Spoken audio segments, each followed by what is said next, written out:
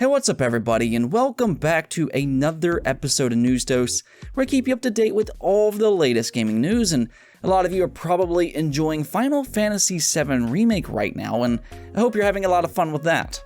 I myself have downloaded it, but I'm currently working through Resident Evil 3 first, which is a great and gorgeous looking game.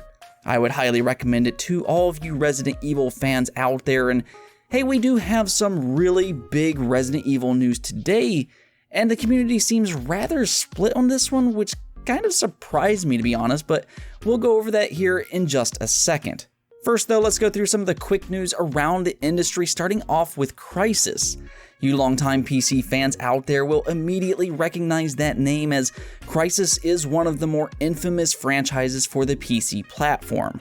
Crysis originally released way back in 2007 for the PC, and not only was it a fantastic first-person shooter, but it was well known for being one of the most demanding games for the PC of that time.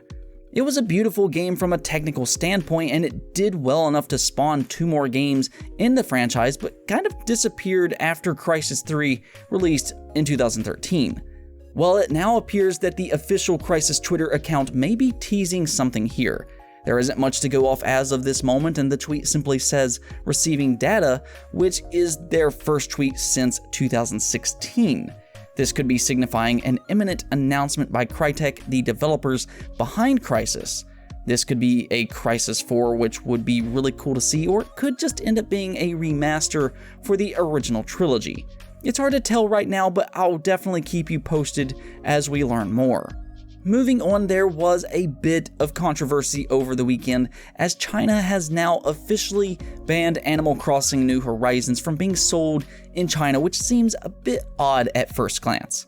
I mean, Animal Crossing isn't necessarily violent, but China is pretty strict with game policies, so I didn't find this to be overly surprising. This move, however, seems to be because the user-generated content within Animal Crossing, though that in itself is not necessarily the sole reason. Instead, it sounds like some users were creating content within Animal Crossing to protest in Hong Kong. Joshua Wong, which is one of Hong Kong's most prominent protesters, took to Twitter to share both Animal Crossing and urging other protesters to use Animal Crossing to protest within the game. Unfortunately, it now appears China has caught wind of this and didn't really appreciate it too much, so have banned Animal Crossing New Horizons. It's just a very unfortunate set of circumstances, and it probably wouldn't have been banned if it wasn't for this protest. Nonetheless, as Daniel Ahmad posted on Twitter, even though it has been banned, Chinese players will probably still have access to this game through several other avenues, whether that be the eShop or mom and pop stores. It may not be as easy to access as it was before, and it may even cost a little bit more, but you just hate to hear this type of stuff. Now, something else that happened, and this one is interesting, though I don't think it's necessarily going to have a major impact, and that is the ESRB ratings are now changing. Yeah, you still will have the E for everyone, T for teen, or M for mature, but however, they are adding a bit of caution to their labels by notifying consumers when a game has in-game purchases, including random items, aka loot boxes. This is a nice little addition, as many people do compare loot boxes to gambling, which, I guess it technically is. So now parents should be able to make a more informed decision when purchasing a new game. And even if you're not a parent, it's still nice to know beforehand without having to search it up if a game has loot boxes or not. I, however, do not expect many people to avoid games because they do have loot boxes, but it still is a nice quality of life improvement, and I really do appreciate the gesture a lot here. Now, Xbox has been doing a great job with the Series X so far by this point, and I think we can all agree with that. I think that the messaging is really good here, and I think it's very evident with CyberPunk 2077 in specific, which has of course been one of the announced games to support Xbox Smart Delivery. If you don't know what that is, it's essentially a free upgrade for next generation games. So if you buy CyberPunk 2077 on Xbox One, and then later on you buy the Xbox Series X, CyberPunk will be upgraded onto Series X completely free of charge. This will probably include better pixel ratio, frame rate, possible ray tracing, and some better textures. I mean, that's pretty awesome, really. However, CD Projekt Red was asked if the PlayStation 5 version would also have something similar, and this is what they had to say. There's no official announcement coming from PlayStation, so we really cannot confirm or deny anything. It's PlayStation that first needs to address these issues, and then we're happy to make a comment, but we can't jump the gun ahead of them. So there it is. PlayStation must first address their cross-generational support before CD Projekt Red can confirm if they can also give them a free upgrade for PlayStation 5 users. I do kind of expect that PlayStation will offer something similar to Xbox, but this is just me. I think the quicker they announce this, the better it'll be.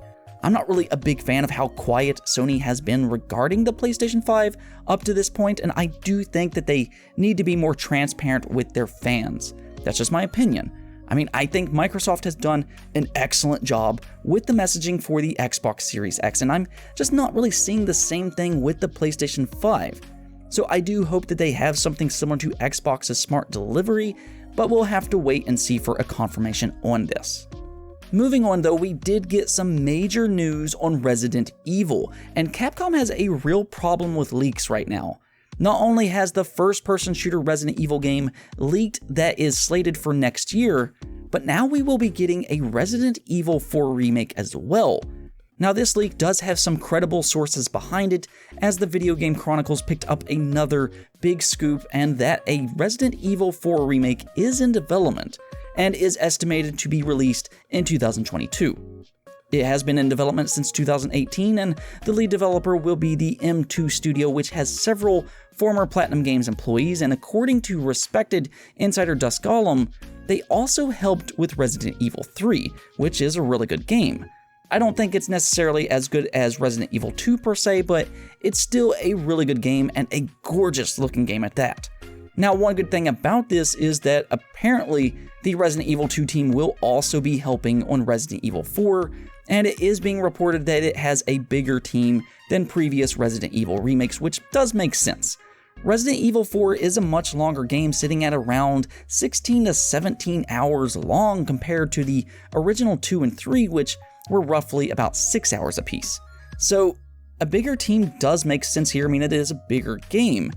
With that said though, I was kind of surprised in how the game community reacted over this news.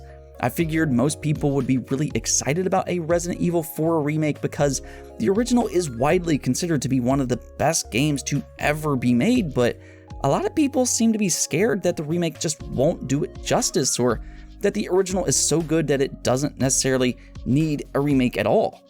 Now, this is just me, but yes, I do think Resident Evil 4 aged incredibly well, but with that said, I would love to see it be remade with the new Resident Evil engine. I've been playing Resident Evil 3 and I'm blown away by how good that game looks at times, and I want to see Resident Evil 4 look that same way, and they can make the clunky controls work better as well. And in fact, Resident Evil 4 will look even better than Resident Evil 3 because it will be on the Series X and the PlayStation 5. And hey, I just don't think anybody should really worry about the quality of the Resident Evil 4 remake either.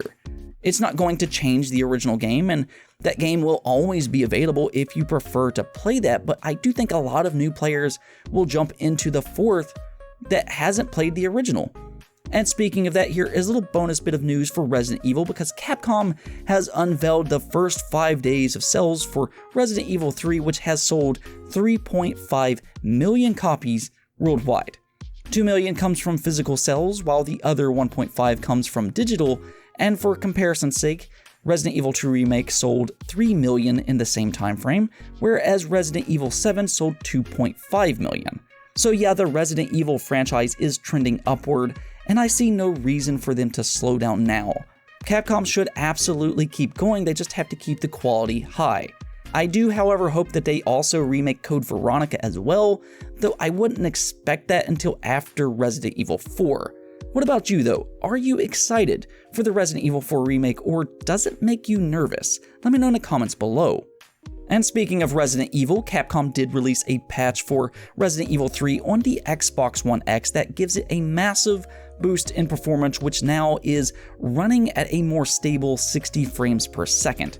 This was in sacrifice to its pixel ratio, scaling it back just a bit, but honestly, I've always cared more about frame rate much more, and before this patch it was a bit unstable, which some people are really prone to noticing that type of stuff.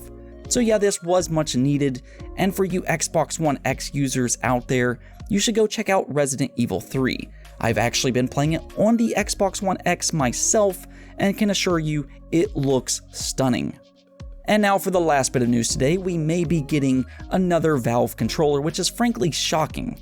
Valve didn't really seem to have a lot of success with their first controller, but now a new patent has been spotted online revealing that Valve may actually be working on a second version of their infamous controller that would give it a modular design. This means that you would be able to swap the thumbstick for something like a D-pad. Now, the Xbox One Elite controller also has this modular design allowing you to swap thumbsticks and D-pads, so this isn't necessarily anything new, but I am curious if Valve can improve upon the first iteration of the Valve controller. I actually bought one of them at launch, and I do like the idea of it in theory. A mouse is way more accurate than an analog stick, and the touchpads on the Valve controller was meant to emulate a mouse. However, from my experience, it felt more like a tracking ball and made it more frustrating to aim with than anything else. Granted, some people got really good with those and combined it with gyro aiming, but again, I do like the idea of the Valve controllers. Now they just need to execute, so I will keep an eye out for this one and see what happens with it. Anyways though, that's it for this episode, but if you liked the video, don't forget to hit the bell notification and subscribe button for more content just like this. Peace out.